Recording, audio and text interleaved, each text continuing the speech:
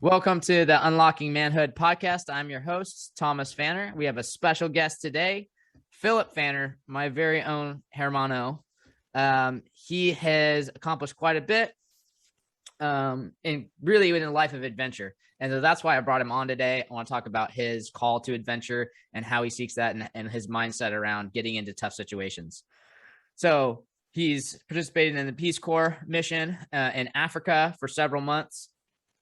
He's completed the Continental Divide Trail, the Pacific Crest Trail, which are both over 2,000 miles long. Completed the Boston Marathon, run a sub 3-hour marathon, and on the side works as an ER nurse for the past 13 years. So, well, Phil, welcome to the program. Well, thanks for having me, Thomas. So again, Unlocking Manhood podcast. We're here to help you unlock the strongest version of yourself. So, Phil, I remember when I was like in 4th or 5th grade, you and your buddies went out to Europe for 6 months, maybe not 6 months, 6 weeks right after high school. And that was really the first big adventure that I remember you going out on. What did you learn from that first trip, and how did it propel you into this life of adventure you've done since?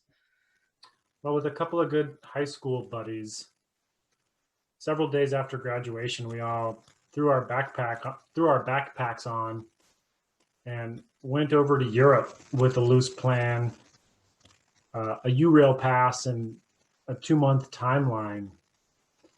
And it was a trip of adventure and discovery, of learning about Europe, of learning about ourselves, of 18-year-old dudes being let loose in Europe. One of the takeaways, many of the takeaways from that trip, I guess,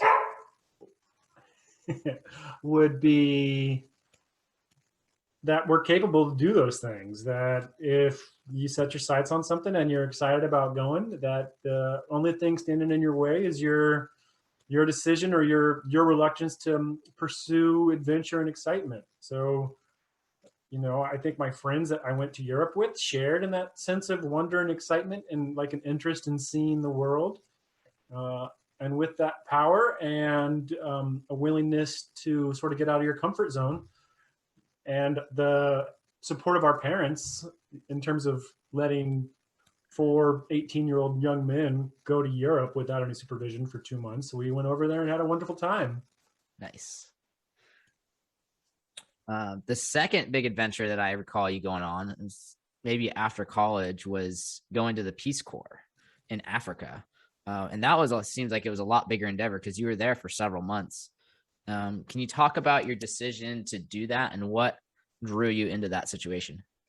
Well, that's a more complicated and a bigger life decision in terms of like going on vacation after you graduated high school with your buddies.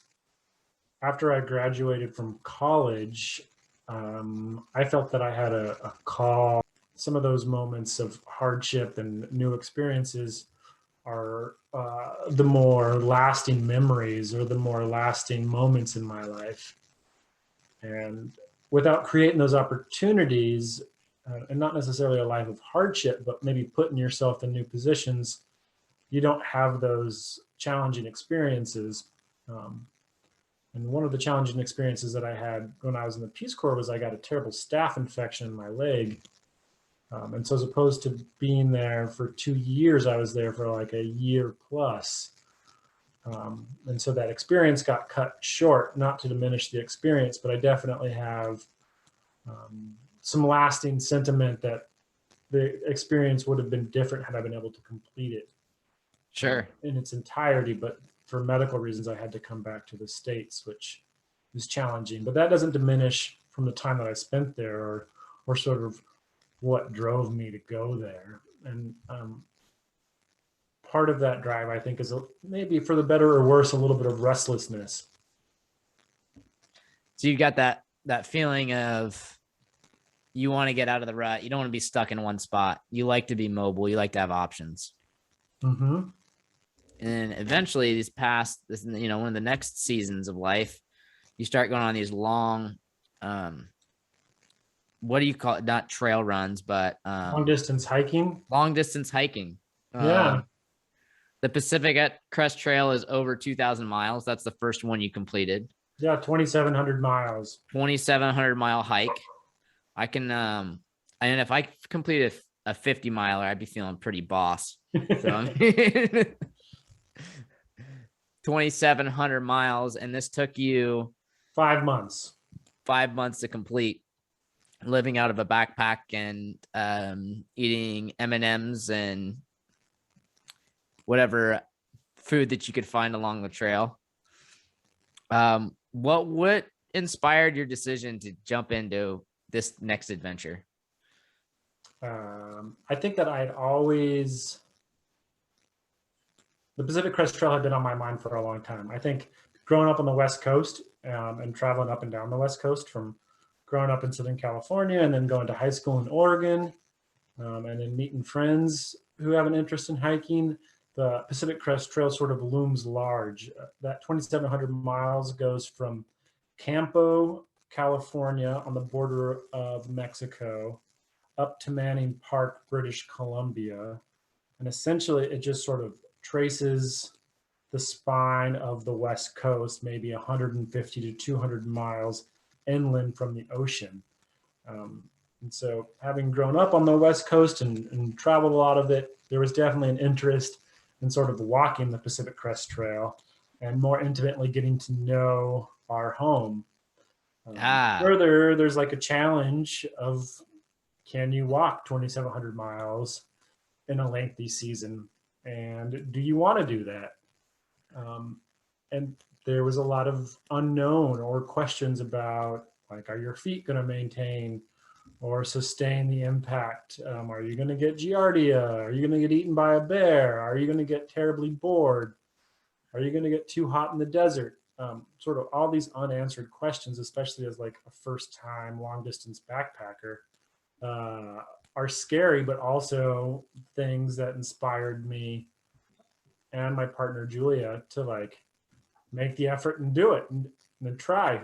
I think that first through hike, we were really inspired by the challenge, and there was absolutely no question, barring unforeseen terrible issues, that we were not going to finish hiking the Pacific Crest Trail.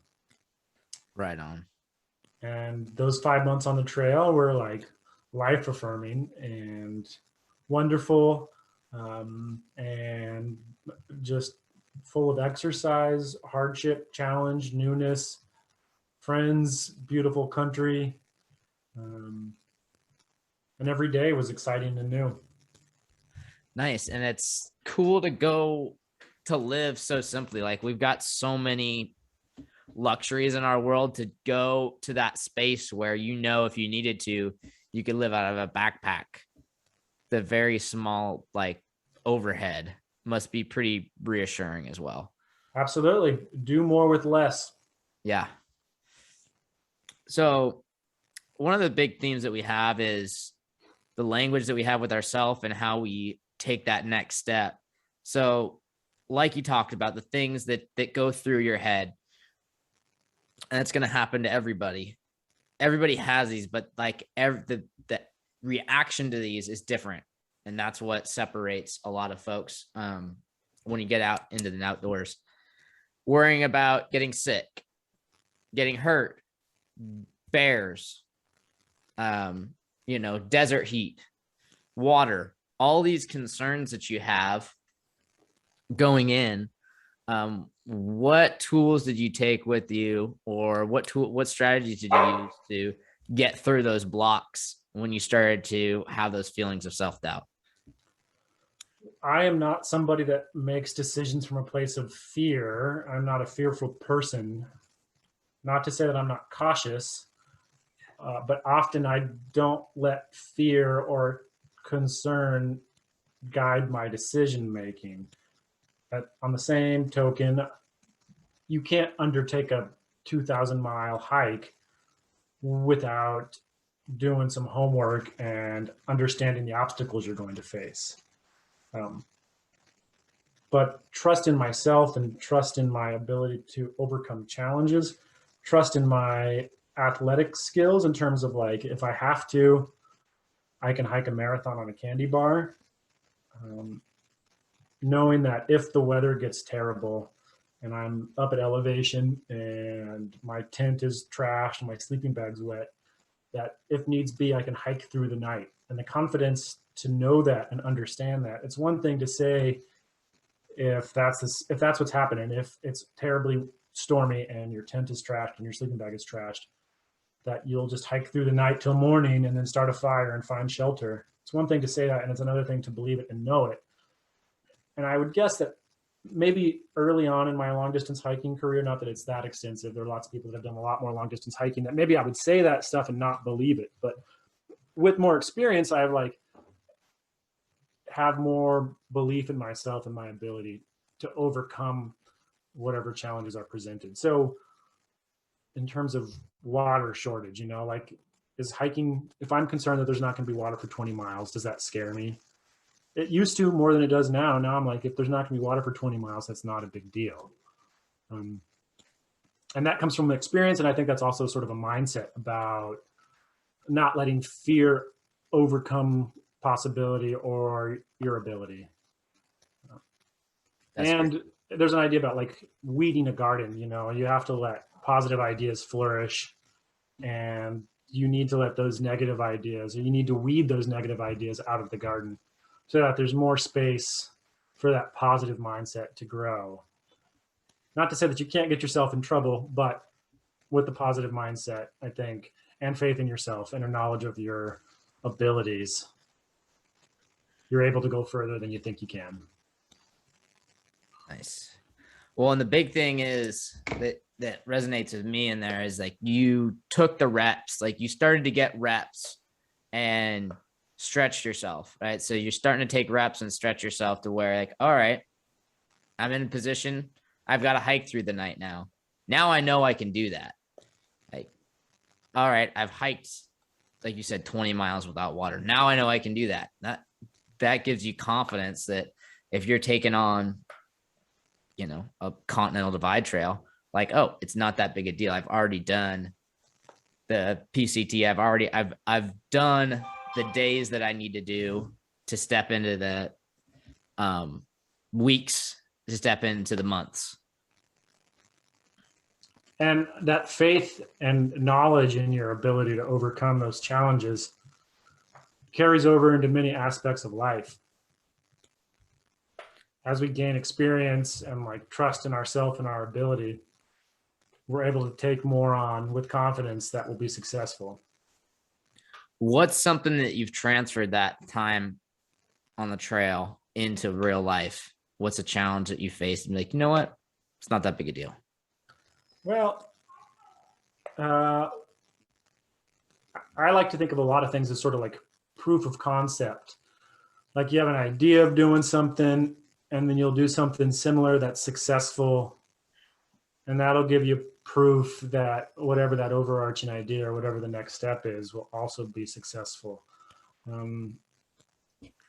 don't know if I have a direct correlation between my ability to successfully hike the Pacific Crest Trail impacts my day-to-day thinking, but setting yourself up to have 5 months away from work, to have 5 months with money saved, to have food and an agenda.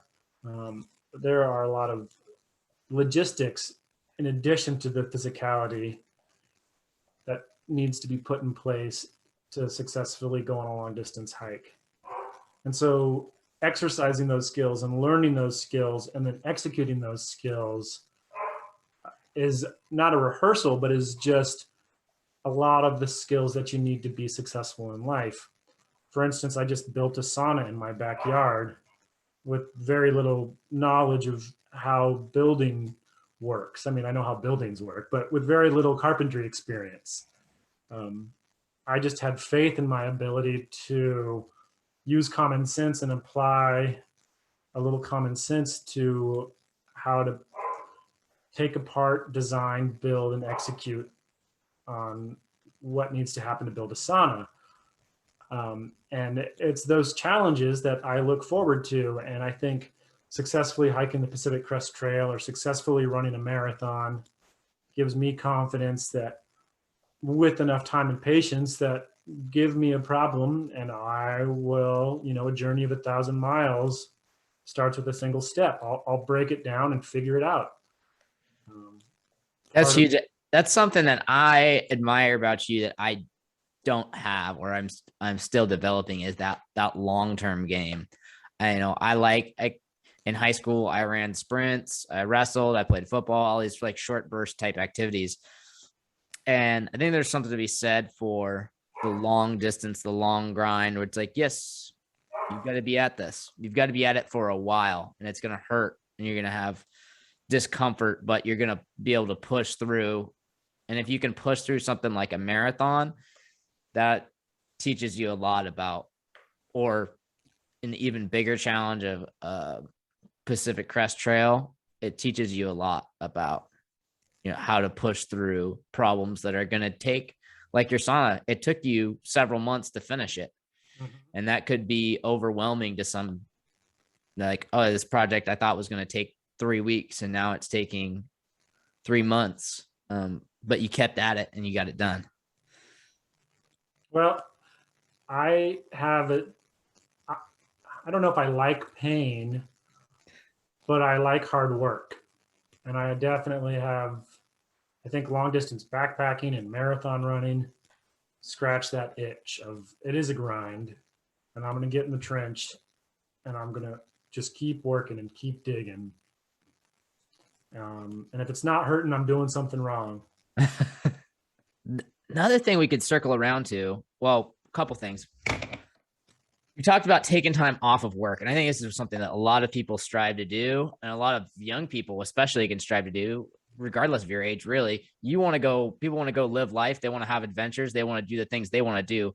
For them, it might not be Pacific Crest Trail. It might be going to Asia and visiting Thailand for a month, or living in Africa for 3 months, traveling to Australia. Whatever your big goal is, to step outside of your life and live somewhere else for a while.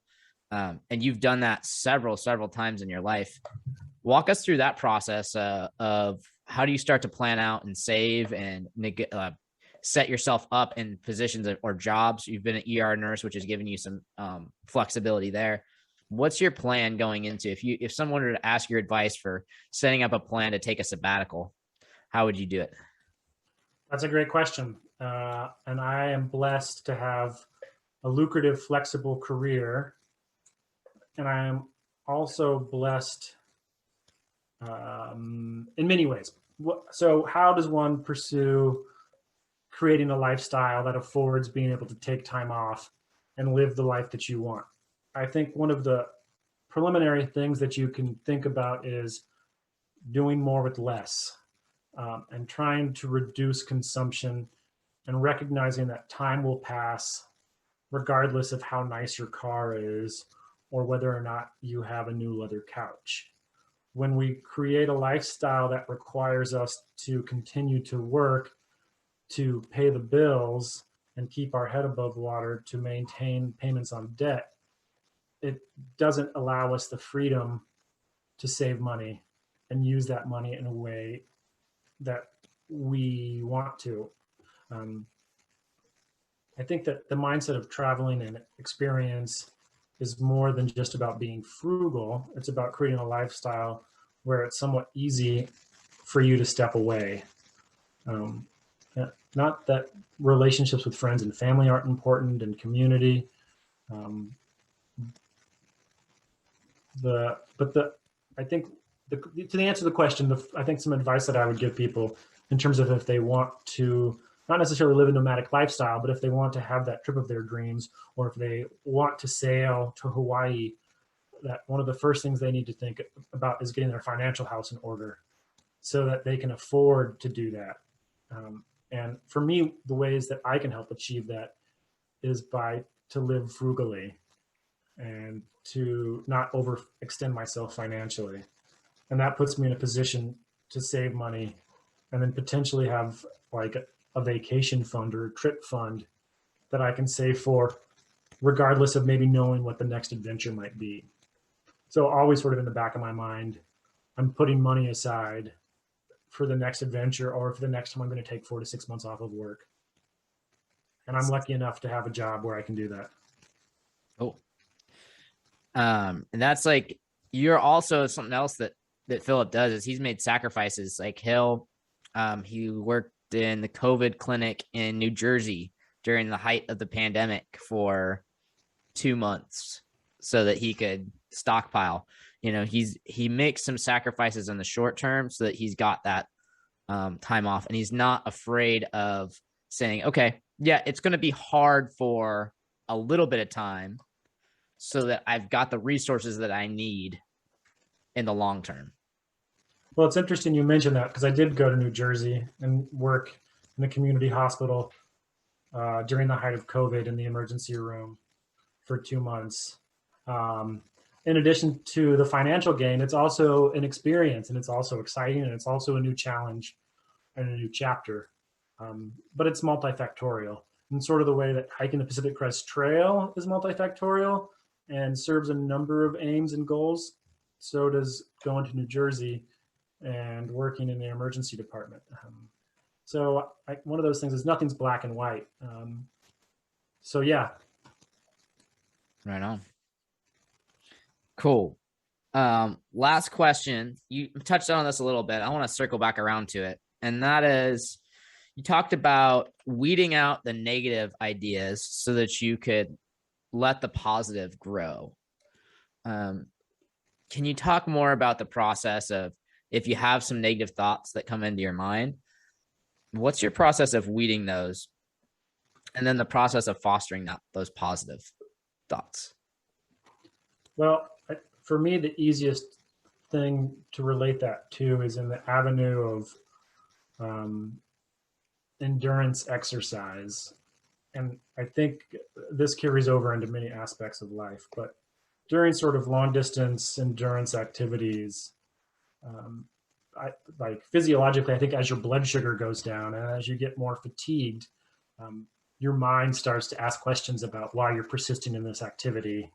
Like, why don't you just stop? Your knees really hurt now. Like there's no point in finishing. Like, does it matter if you run a 3 hour and 30-minute marathon versus a 3 hour and 15-minute marathon? Like, why run a marathon at all? And recognizing that those challenges are there, and knowing that those thoughts are going to come into your head as you're faced with challenges, it better enables you to recognize that those thoughts of weakness are temporary. And if you answer that call of, why don't you stop now? Do you really care how fast you run a marathon? It's not that you're going to be disappointed, but it's that you're sort of maybe you're not giving it your all, because you're letting sort of the temporary distraction or the temporary thoughts of the moment overcome your sort of larger perspective and your goal that you had set for yourself.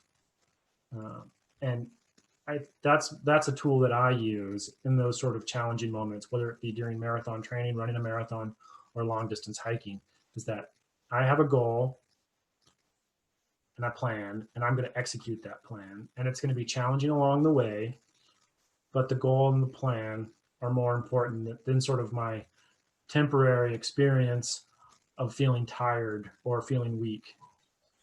And so to have a more global perspective of the moment gives me some fortitude to persist when times are hard. And that also gets easier with experience. Like, I've been in those pain caves lots of times, and I know how to respond, and I know how to anticipate. I think that's the big thing that you talked about is the experiences, and experience only comes with getting reps, and confidence comes with experience, and it's all a big cycle. So putting yourself in the game allows you the opportunity to grow. And if you can't put yourself in the game where you're in that hurt, and you're getting those reps of being able to push through and reprogram your brain to be stronger and more powerful, then you're not going to have that growth. But stepping into that space is going to allow for it, and it's going to trickle over in other areas. I am, like it would be, my point is that we need to challenge ourselves and whatever that challenge might be. And that notion of a growth mindset is really important. Uh, and whether if you're training for your first marathon or you're trying to run your fastest Boston marathon, you're racing yourself most of the time, and you need to be willing to continue to grow like that. And so for me, that's the challenge. Like I'm not exceptionally gifted at downhill skiing or cross country running or long distance backpacking, but I choose to persist in those activities because I appreciate the challenge. And so I'm not doing it because I'm really gifted and it's something that I excel at. I'm doing it because I appreciate a challenge, and I enjoy exercise and being outside and hardship. Right on. Cool. Thank you, brother. This has been an awesome interview. I'm really pumped that you come on and be a part of the show. And I hope that this has helped you all out that have been listening. Phil, how can people reach out to you if they want to connect with you? If you want to deal with these people at all, right? I don't have any social media or anything. I don't do any of that stuff. So connect maybe through you. Yeah. If you have a question for Phil, you want to talk to him, connect with me. You can find me on Instagram or Facebook, and I'll transfer things through. He's kind of he likes to be under the radar, so it's special that he's coming on here. This is a rare bird that we have on tonight. So, unlocking manhood. We're here to help you unlock the best version of yourself. If you are a dad or a son and you're interested in diving deeper into adventure this summer, we're going to be offering some retreats. You can check out our website. They're going to be life-changing. It's going to take a deep dive. You're going to be in the thick of adventure and discussion and a discovery about yourself and what it means to be a man and how to really level yourself up and your relationship with your father or your son. With that, I hope you all have a blessed day, and we will see you in the next episode. All right. Thanks, Thomas.